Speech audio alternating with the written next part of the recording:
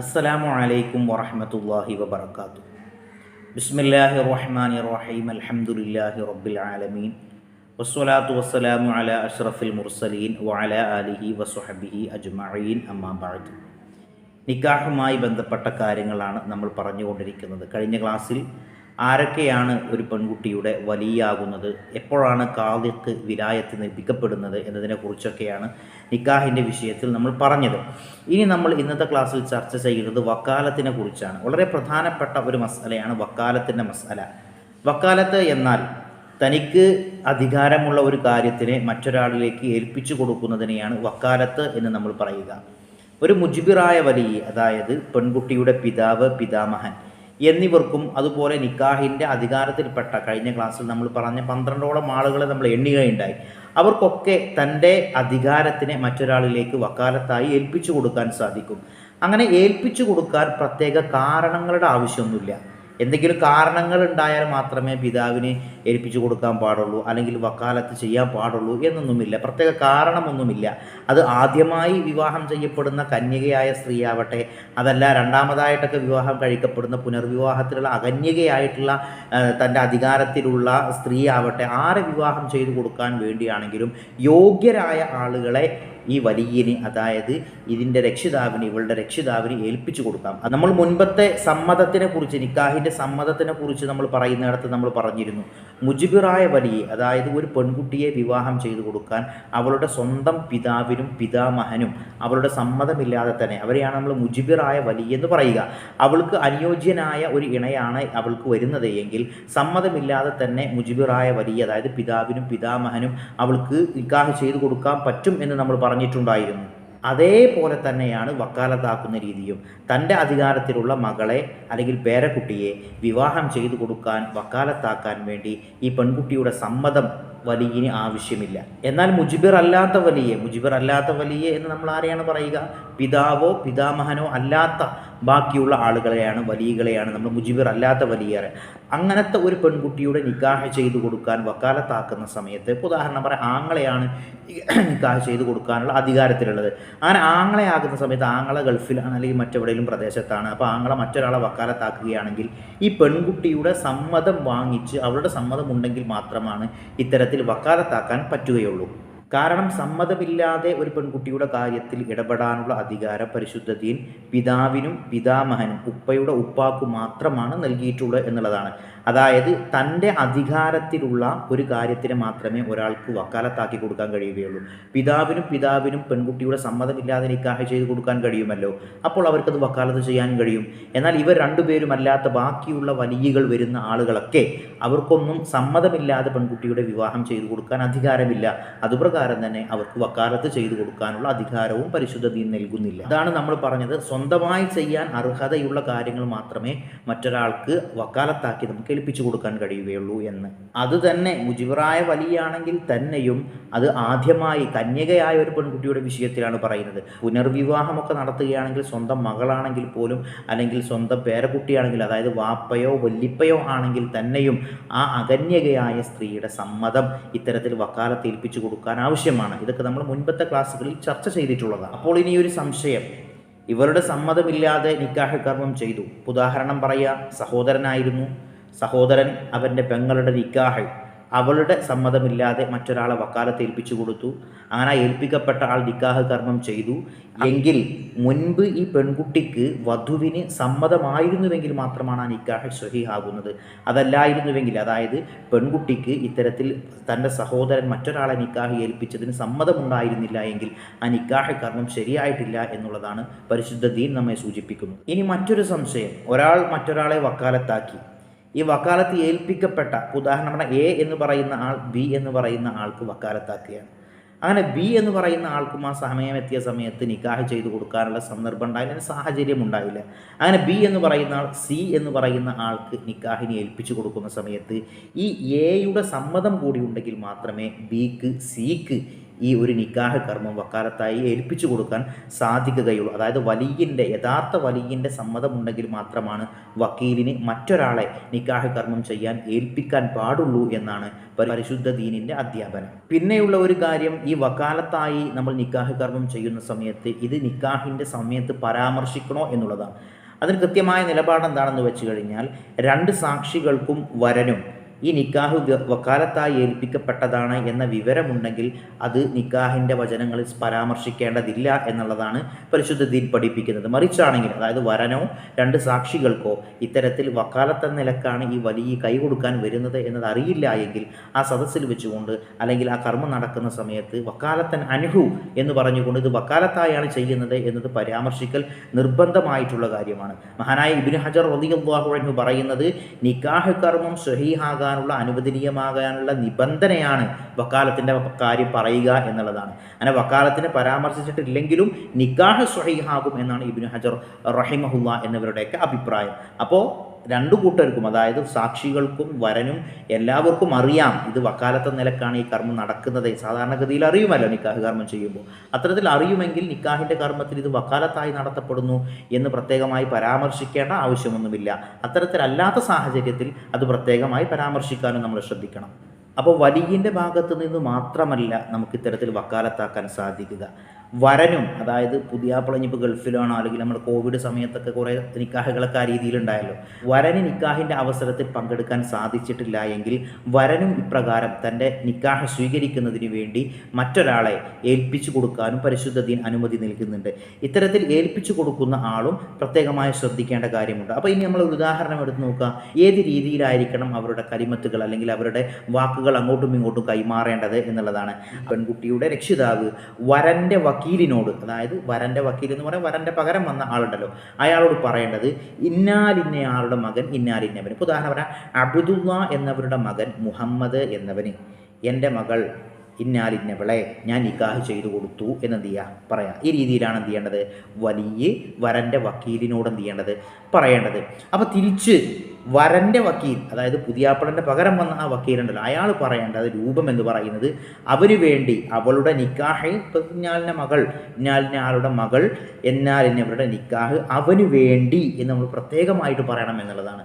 അവന് വേണ്ടി ഞാൻ സ്വീകരിച്ചു എന്നുള്ള പദം നിർബന്ധമായും പറയണം. അത് പറയാതെ ശരിയാവുകയില്ല എന്നുള്ളതാണ് പരിശുദ്ധ ദീൻ പഠിപ്പിക്കുന്നത്. അപ്പോൾ വക്കാലത്ത് ഏൽപ്പിക്കപ്പെട്ടവനാണ് നിക്കാഹ് കർമ്മം നടത്തുന്നതെങ്കിൽ അവൻ പറയേണ്ട വചനങ്ങൾ ഇങ്ങനെയാണ്: സവ്വജതുക ഔ അൻകഹതുക ഫാത്തിമ ബിൻത മുഹമ്മദിൻ മുഅക്കിലി ബിമഹരി ഹാദൽ ഹലിയി മിനദ്ദഹബി. ഈ രീതിയിലാണ് അവൻ പറയേണ്ടത്.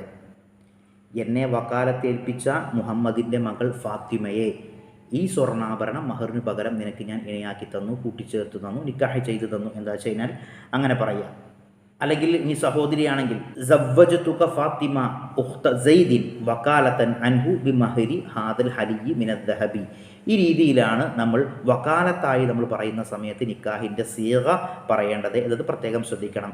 അതായത് സയ്യിദിൻ്റെ സഹോദരി ഫാത്തിമയെ അദ്ദേഹത്തിൻ്റെ വക്കാലത്തനുസരിച്ച് ഈ സ്വർണ്ണാഭരണം മഹറിന് പകരമായി താങ്കൾക്ക് ഞാൻ നിക്കാഹ് ചെയ്തു തന്നു. ഈ രീതിയിലാണ്, അതിൻ്റെ രണ്ട് ഉദാഹരണങ്ങൾ മാത്രം എടുത്തുകൊണ്ടാണ് ഞാൻ പറയുന്നത്. ഈ രീതിയിലാണ് നമ്മൾ വക്കാലത്തെ നിലക്ക് ആണ് വലിയ നിക്കാഹ് ചെയ്തു കൊടുക്കുന്നത് എങ്കിൽ ആ സീഗ, ആ പദപ്രയോഗങ്ങൾ നമ്മൾ നടത്തേണ്ടത്. അപ്പോൾ ഇത് സ്വീകരിക്കുന്ന വലിയ യഥാർത്ഥ വരനാണെങ്കിൽ ഖബിൽതു മിൻക നിക്കാഹഹ വ തസ്വീജഹ ബിഹാദൽ മഹരിൽ മദ്കൂർ എന്ന് പറഞ്ഞാൽ മതി.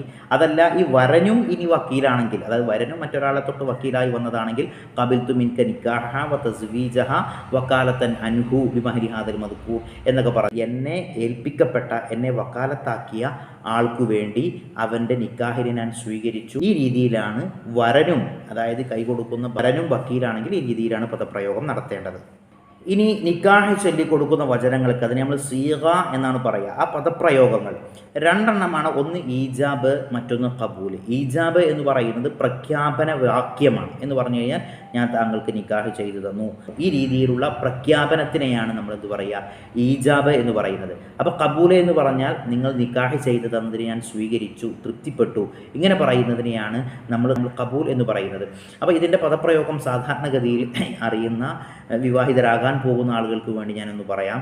നമ്മൾ ആദ്യമായിട്ട് ഇത് നിക്കാഹ് ചെയ്ത് കൊടുക്കുമ്പോൾ പിതാവും അത് വലിയും അതുപോലെ തന്നെ വരനും കൈ കൊടുത്തുകൊണ്ട് ആദ്യം പറയേണ്ടത് ആദ്യം ബിസ്മിയും ഹംദും ചൊല്ലുക എന്നുള്ളതാണ്. അപ്പോൾ അതിൻ്റെ രീതി ഞാനൊന്ന് പറയാം.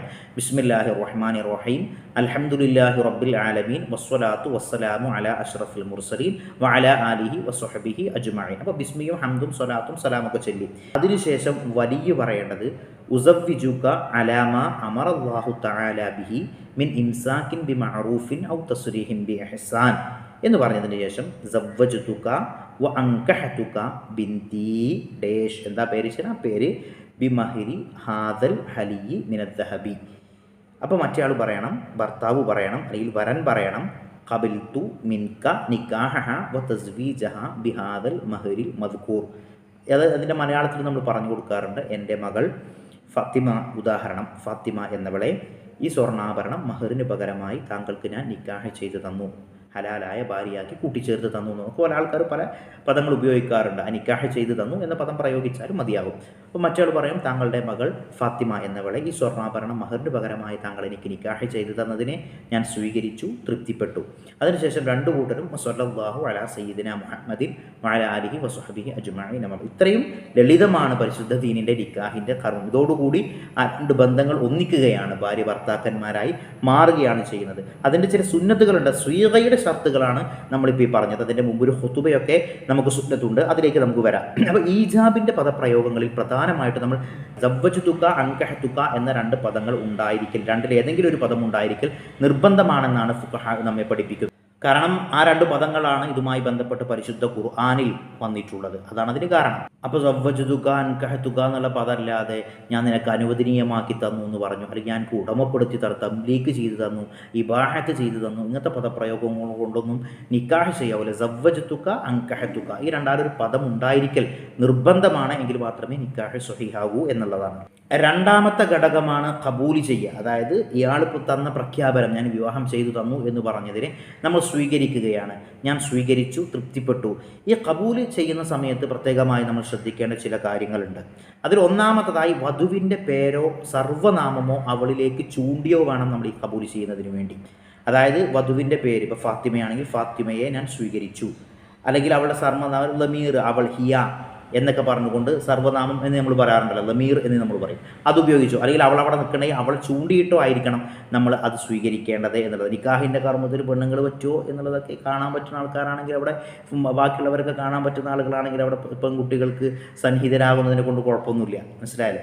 അപ്പോൾ ചില ആളുകളൊക്കെ പറയുന്നുണ്ട് പെൺകുട്ടികൾക്ക് ഇസ്ലാമിൽ തീരാതെ അവകാശങ്ങളില്ല, അവർക്ക് അവരുടെ നിക്കാഹ് കർമ്മത്തിൽ പോലും അവർക്ക് പങ്കെടുക്കാൻ കഴിയുന്നില്ല. നിക്കാഹ് കർമ്മത്തിന് എന്ന് പറഞ്ഞ് പ്രത്യേകമായൊരു അവകാശക്കുറവൊന്നും അവർക്കില്ല. മറിച്ച് എന്താണ്, ബാക്കിയുള്ള ആളുകൾക്കിടയിൽ ഇടകലരാൻ പറ്റാത്തതുപോലെ നിക്കാഹ് കർമ്മത്തിൽ ഒരുപാട് അന്യപുരുഷന്മാരും മറ്റു ആളുകളൊക്കെ ഉണ്ടാവും. അതുകൊണ്ട് അവരുടെ സന്നിധിയിലേക്ക് വരാറില്ല, കടന്നു വരാറില്ല എന്നുള്ളത് മാത്രമാണ്. അല്ലാതെ നിക്കാഹിന് പ്രത്യേകമായിട്ടൊരു ഭ്രഷ്ടോ ഒരു വിലക്കോ ഒന്നും സ്ത്രീകൾക്ക് ഒരു മേഖലയിലും ഇല്ലാത്തതുപോലെ അവിടെയും ഇല്ല. അപ്പോൾ ഇത് സ്വീകരിക്കുന്ന ആൾ തസവ്വജ്തുഹ ഞാൻ അവളെ ഭാര്യയാക്കി എന്നോ, അല്ലെങ്കിൽ നകഹതുഹ ഞാൻ അവളെ വിവാഹം ചെയ്തു എന്നോ, അല്ലെ ഖബിൽതു നിക്കാഹ അവളെ ഞാൻ അവളെ എനിക്ക് നിക്കാഹ് ചെയ്ത് തന്നതിന് ഞാൻ സ്വീകരിച്ചു എന്നോ, അല്ലെ റളീതു നിക്കാഹ അവളെ നിക്കാഹ് ചെയ്തതിന് ഞാൻ തൃപ്തിപ്പെട്ടോ എന്നൊക്കെ പറയാം. അതിൽ ഏറ്റവും നല്ലത് ഖബിൽതു നിക്കാഹ.